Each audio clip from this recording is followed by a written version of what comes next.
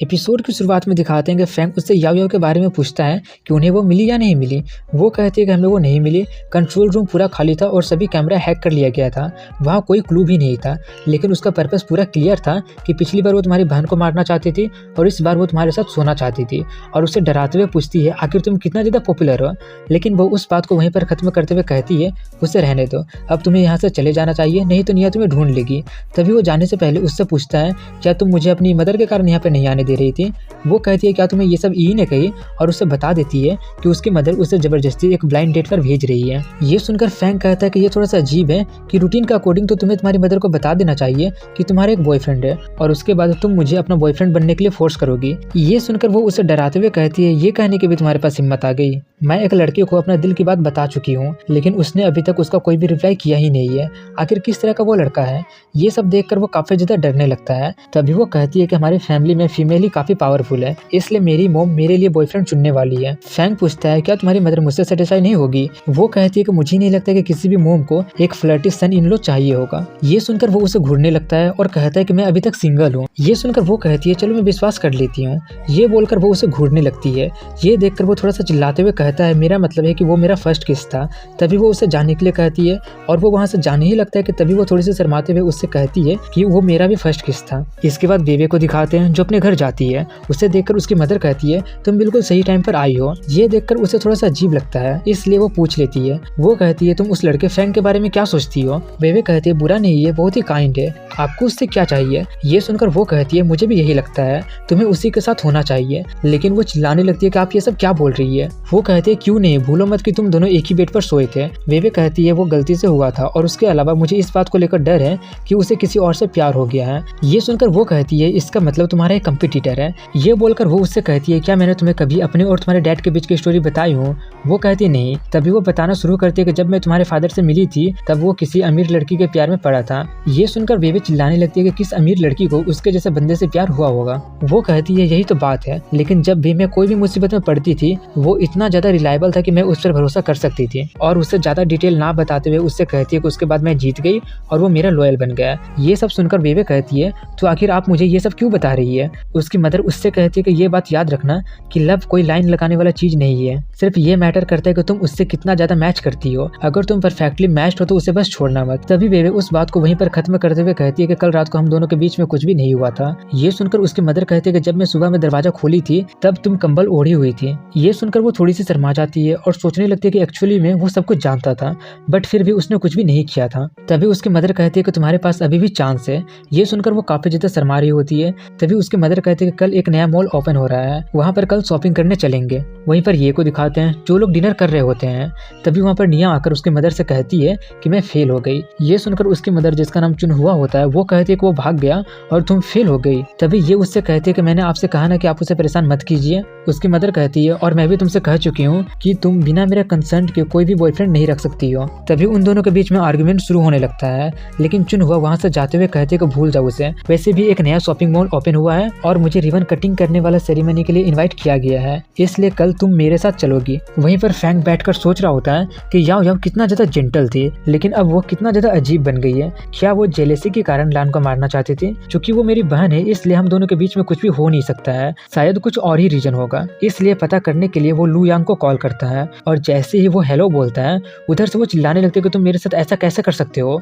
वो पूछता है आखिर मैंने ऐसा भी क्या कर दिया। वो कहती है जब मैं कोमा में थी तब तुमने मुझे एक लग्जरियस होटल में चेक इन करवाया था, क्या तुम्हें पता है कि वहाँ का एक रात का कॉस्ट कितना ज्यादा है। तभी वो कहता है कि वो सब बेबे का आइडिया था, उसी ने होटल और रूम सिलेक्ट की थी और उससे उसका हेल्प मांगता है। वो उसका हेल्प करने के लिए तैयार हो जाती है, लेकिन उसके बदले वो उसे कल जो नया शॉपिंग मॉल ओपन हो रहा है उसमें ले जाने के लिए कहती है, क्योंकि वहाँ पर कुछ डिजर्ट के शॉप्स हैं इसलिए वो कुछ ट्राई करना चाहती है। इसके बाद कल का सीन दिखाया जाता है जहाँ पर उसकी मदर रिबन काटने वाले सेरेमनी के बाद निया से पूछती है कि क्या कुछ और करना भी है। निया कहती है और कुछ नहीं करना है, इसलिए वो वहाँ से जाने के लिए कहती है। वहीं पर ये सभी पूछती है कि क्या वो जाना चाहती है, लेकिन वो कहती है कि मुझे कुछ शॉपिंग करनी है। वहीं पर लू यांग को दिखाते हैं जो स्वीट खाना बंद ही नहीं करती है और फ्रैंक का पूरा जेब खाली करने के बाद ही रुकती है और जाते हुए उससे पूछती है कि तुम्हें मुझसे कैसी हेल्प चाहिए। वो बताता है कि उस दिन जो इंसिडेंट हुआ था उसका मास्टरमाइंड याओ याओ थी। वो मेरी मिडिल स्कूल क्लासमेट और काफी अच्छी फ्रेंड भी थी। वो काफी ज्यादा अच्छी और काइंड लड़की थी, पर पता नहीं कैसे वो इतना ज्यादा बदल गई है। मैं तो ये सोच रहा हूँ कि आखिर उसे हो क्या गया है। लेकिन वो उसका बात ना सुनकर ये लिख रही होती है कि सुसे का लवर का किसी के साथ अफेयर चल रहा है, इसलिए फैंग उसे डराने लगता है।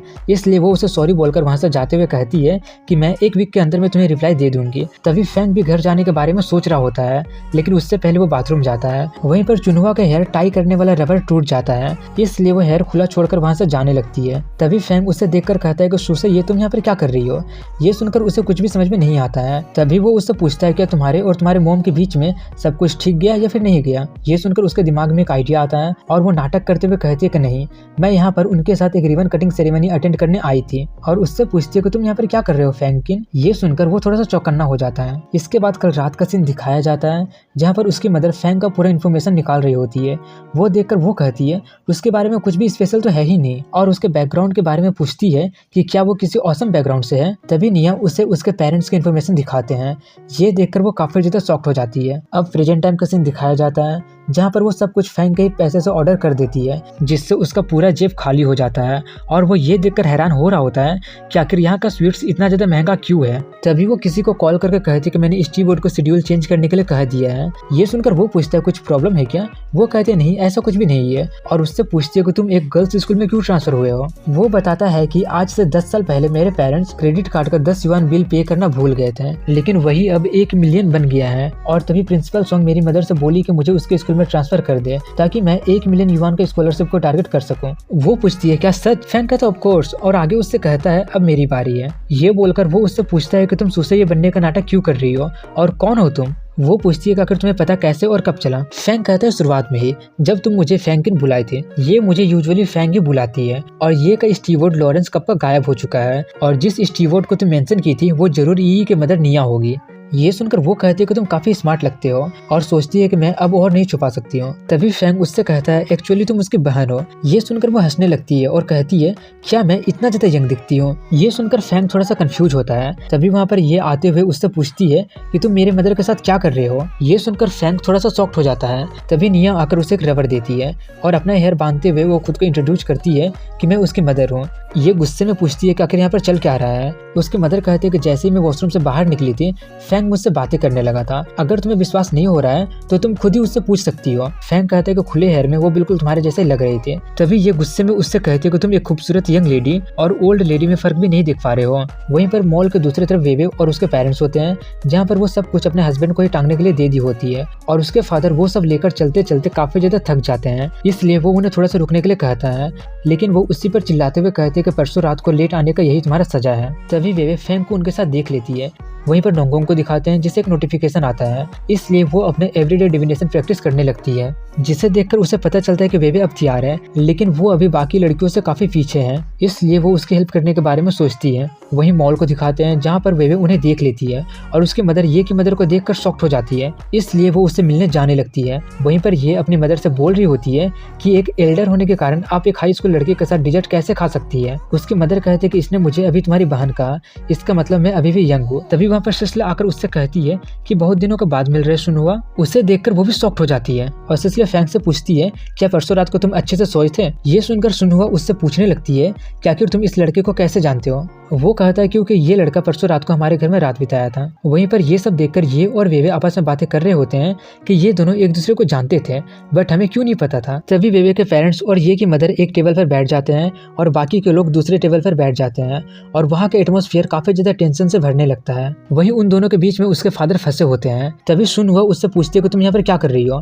तभी वो अपने हस्बैंड को खींचते हुए कहती है कि मैं यहाँ पर अपने फैमिली के साथ शॉपिंग करने आई हूँ। तभी सुनहुआ उसे थोड़ी सी गुस्से वाली नजर से देखती है। ये देखकर वेवे के फादर काफी ज्यादा डर रहे होते हैं, और उनके बीच के तकरार को देखकर फैंग पूछता है इसका मतलब तुम्हारे पेरेंट्स एक दूसरे को जानते हैं। तभी निया उन्हें बताना शुरू करती है कि मिसेस ये और मिस्टर, मेरा मतलब है कि मिसेस डोंग हाई स्कूल का क्लासमेट थे। मिसेस ये का मिस्टर डोंग के साथ शॉर्ट रिलेशनशिप था जब वो लोग फर्स्ट ग्रेड में थे, और सेकंड ईयर में मिस सिस्ले मिस्टर टोंग को परस्यू करने लगी थी, और फाइनली लास्ट में मिस्टर टोंग ने मिस सिस्ले को ही चुना। ये पूछती है कि मेरी मदर उससे इतनी आसानी से कैसे जाने दी। निया आगे बताती है कि उसके बाद मिसेस ये मिस्टर ये से शादी कर ली थी, जिससे उसके फैमिली ने अरेंज किया था। उसके बाद मिसेस ये का मिस्टर और मिसेस टोंग से कोई भी लेना देना नहीं रहा। ये पूछती है कि मेरी मदर इतना ज्यादा एरोगेंट है, लेकिन फिर भी वो इसे इतनी आसानी से कैसे जाने दी। निया कहती है शायद मिसेस ये ही इसका असली कारण जानती है। फैंग वेवे से कहता है कि तुम्हारे डैड का हालत काफी ज्यादा मिजरेबल लग रहा है, मैं नहीं चाहूंगा कि मेरा भी हालत कभी ऐसा हो। तभी निया उससे कहती है कि मैं आशा करती हूँ कि तुम सही चॉइस करोगे। इसके बाद तोंग अपने घर चले जाते हैं। तभी वेवे अपने मदर को घूरते हुए कहती है कि जिस अमीर घर की बुरी लड़कियों को आपने मेंशन किया था वो सुसैया की मदर है। सिसिली कहती है हाँ, उस वक्त तो तुम्हारे फादर बिल्कुल ही प्योर बन देते हैं, वो हार्डली ही उसके जैसे लेडी का टेम्पटेशन को रजिस्ट कर पाते थे,